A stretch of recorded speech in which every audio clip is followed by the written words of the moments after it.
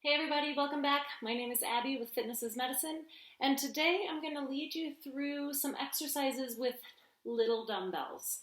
I know a lot of you have these in your house because they were a big deal with like walking tapes that you would listen to with your Walkman and aerobics, jazzercise videos, and all sorts of things like that. So I would be willing to bet that most of you have a set of tiny little dumbbells in your house, 3 pounds, 2 pounds, and you may look at them and think, why do I have those? Or maybe you use them. That's great. If you don't have any small dumbbells, find a couple soup cans or jars of spaghetti or spaghetti sauce or a couple water bottles to use for this video, because we're going to use these the entire time. We're not even going to set them down. So I'm going to show you some things you can do with these little dumbbells to really get a full body workout and challenge yourself. So we're going to start with a full body exercise, working your postural muscles for a reverse fly, but we're going to make it even more challenging by doing a single leg stance into a bent over fly. So what you want to do, don't lock your knee out. You want to have just a tiny little bit of a bend in this leg so that you have a good supported knee, not locked out so that it's not putting pressure on the back of that knee. And then you want to bend over like we're going to do an airplane, you know, those balance exercises that we do. And then we're going to bring those arms out to the side like this. You want to squeeze those shoulder blades, really emphasizing those postural muscles, thinking about squeezing a pencil between your shoulder blades, which I talk about quite a bit. You want to think about a straight line from your heel to the top of your head. So you want to keep your head in line with your spine as always. Keep that cervical spine in line with the rest of your spine. Squeezing those shoulder blades. Now, because these weights are so light, it makes it possible to work on all of this at once. I like this exercise because it's working your balance. It's working your foot and ankle muscles. It's working those hamstrings by holding you in this bent over position. But your low back is protected with that other foot up. If you are really struggling with your balance here, or if your back hurts, do it like this. Do more of a staggered stance.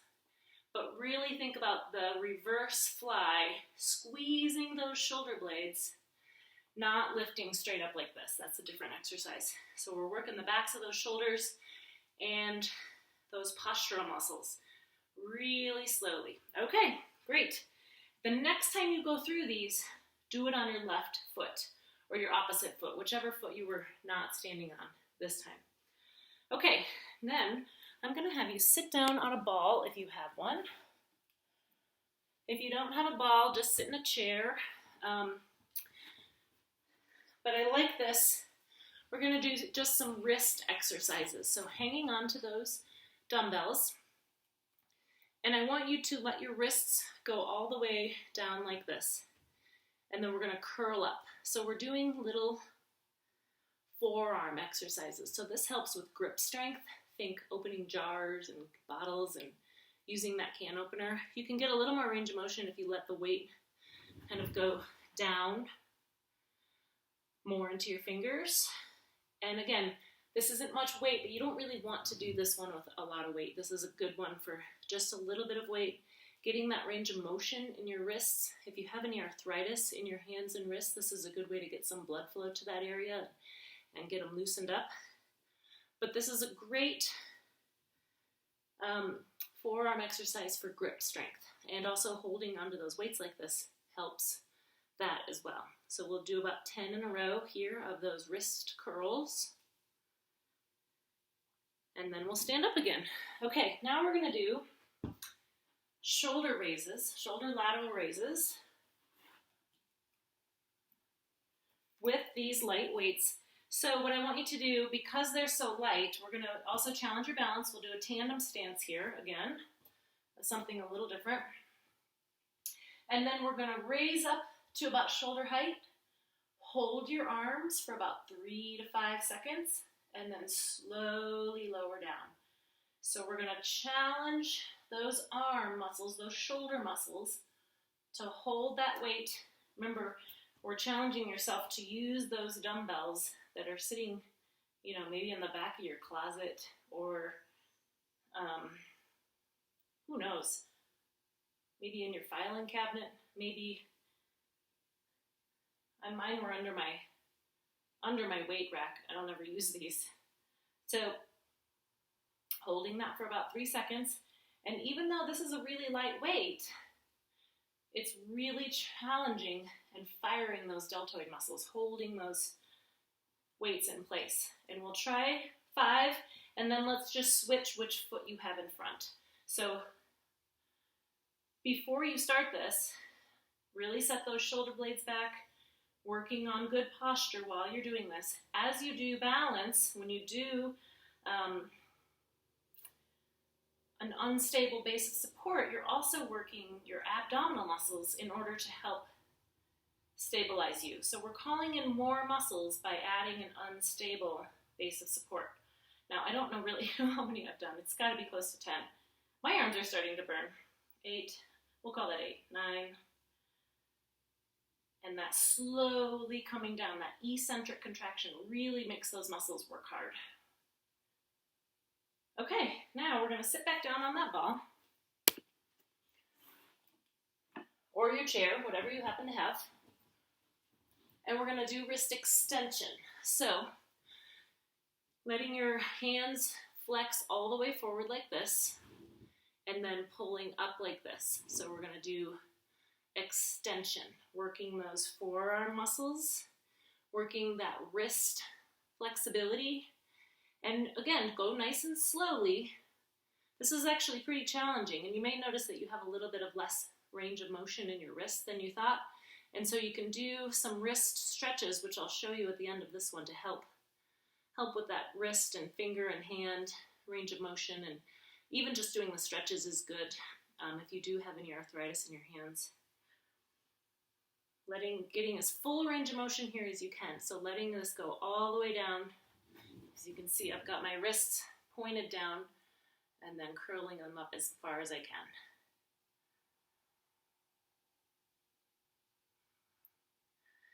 Okay, when you're done with these wrist exercises, you can do this as a good stretch, just putting your hands together like you're praying, making sure your thumbs are together and pressing out against each other. So working on stretching out those forearms, stretching out those hands and those fingers. And then after that, after you've held this one for about 30 seconds, I know this hasn't been 30 seconds, but doing that wrist flexion, stretching those extensors, stretching those forearm muscles. So pulling your hand towards you like this to really stretch out those muscles and give your wrist some good range of motion. Make sure you do both sides. And you can do these anywhere. You can do these while you're sitting and watching TV, or while you're at your computer if your wrists need a little break. And then, of course, you can just do some range of motion to loosen those up. Okay, hang on to these. And now we're going to stay on this ball or on your chair, whatever you happen to have. And we're going to do some ab leans, which we've done in the past. But we're going to use this weight to add a little bit more challenge. So walk yourself to the front of the ball like this. We're going to lean back and come forward. So remember, you don't want to sit all the way up. You want to stop before you get to the top. So we're adding a little bit of a weight, using those small weights through this whole workout. Remember to tuck your chin and keep your head in line with your spine. If you're feeling this in your neck, you can also remember to tuck your chin, that does help. And then think about pushing your tongue to the roof of your mouth. That can help as well. Okay, and the last one, we're going to get a good lower extremity exercise in here. We're going to do some squats. And we're going to take those weights and use them as a counterbalance. So when you go back into a squat, remember you want to sit your hips back, keeping your knees over your heels, and then bring those weights forward like this. So you notice when I come up, when I go down, my weight is in my heels, and that's where you want to be. So bring those weights forward. That gives you a counterbalance so you can really sit back. It's almost like hanging onto an object. And if this is too much, go ahead and drop the weights and hang onto an object so that you can get a really good form with those squats. Try to keep your chest up as high as you can. Keep your eyes looking across the room. If you feel this too much in your low back, just squat with your hands here. Because when you bring your arms out like this, it calls in a lot more of those posterior muscles, that posterior chain, to hold your body in place. Nice and slow, both ways. These weights aren't very heavy, but I think you're going to notice them, especially towards the end of this set. So we're working some shoulder muscles, really calling in some more back muscles. And if you do have back pain with this, just hold them here. Or set them down and use a countertop so you can really sit back into that squat.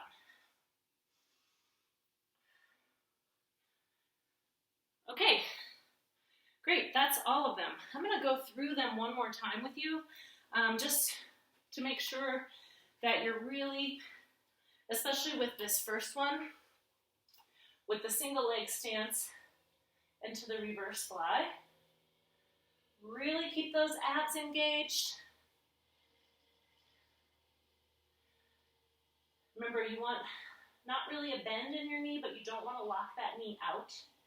And we're going to go really slow. Get a really good squeeze at the top there. Really squeeze those shoulder blades. Think about that pencil in between your shoulder blades.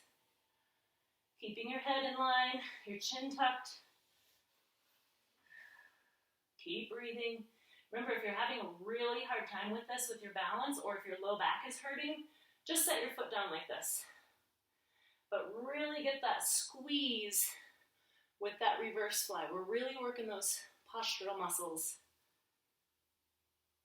Okay, good. We got foot, ankle, balance, hamstring, glutes. That's a really good one.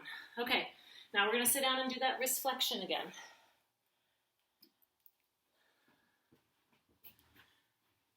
Sit down, and remember, we're going to let it go. I'm going to let it go almost to the ends of my fingertips and then curl it up so we get a really good full range of motion with that wrist curl. So calling in that finger strength there at the end. And again, if you don't have dumbbells, you can be doing this with, water bottles or cans of soup or something like that.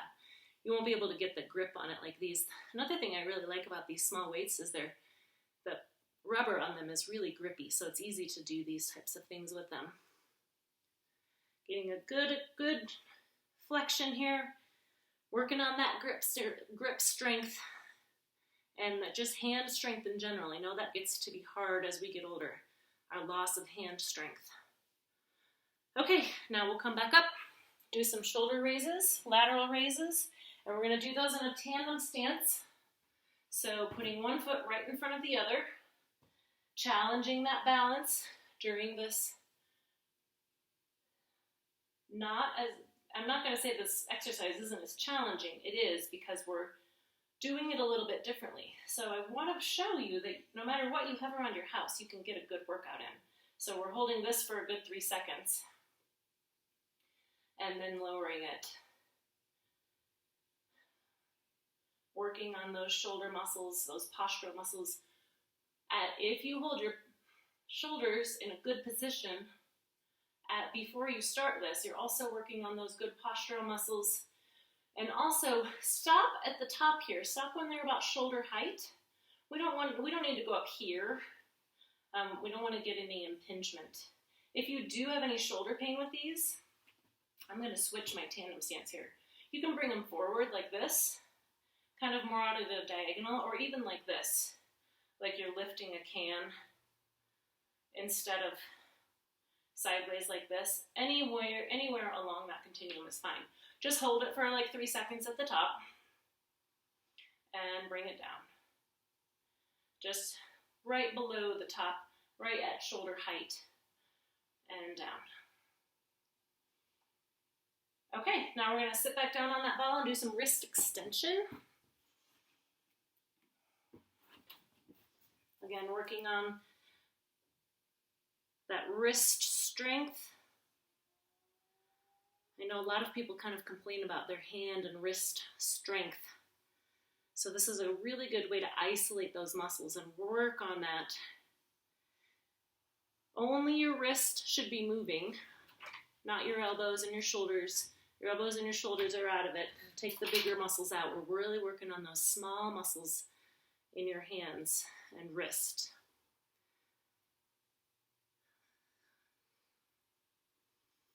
All right, 9 and 10. And don't forget to do those wrist stretches after these. That's really important, especially this one I've noticed is really hard for people to get their hands all the way together and then push. Sometimes people's thumbs kind of start to turn in. So really pushing your thumbs against each other and forcing them, stretching those tendons, stretching those muscles to really get a good stretch and give them some good blood flow and kind of get things moving in there.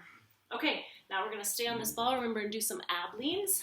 So I'm going to go this way this time, holding those weights right at your chest, and then lean back, come forward. Remember, we're going to tuck that chin. Keep everything in a good straight line.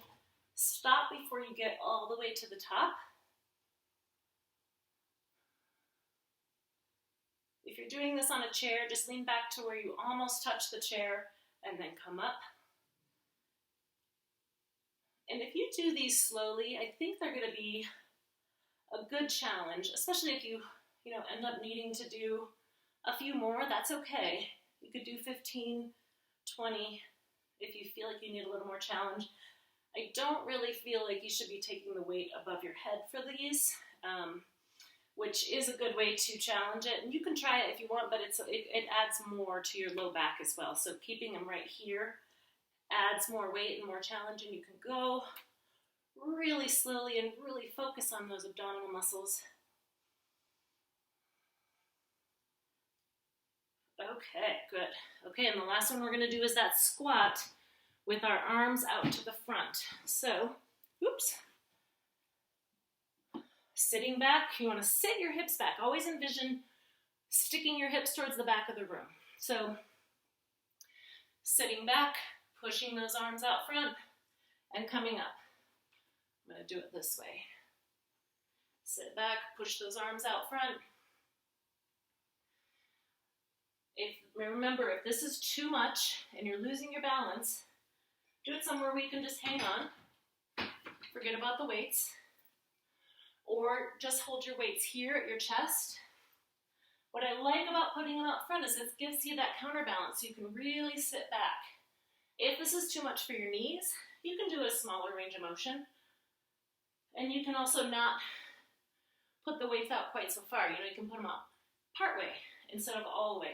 So find the distance and the range of motion and the part here that works for you. Make this work for you. Really slowly sit back. When you come up, think about squeezing your glutes. Helping those muscles, helping those quads, and keeping everything straight in line. So you want to also think about everything is straight in line here. There's no collapsing of those knees. Everything is staying in a nice, straight line. Okay, great job, everybody. Use those small weights that you've been hiding in your closet or using as a doorstop or something. And let me know if you have any questions. Subscribe to my channel and press like, and send me a comment if you have any questions. Thanks, everybody.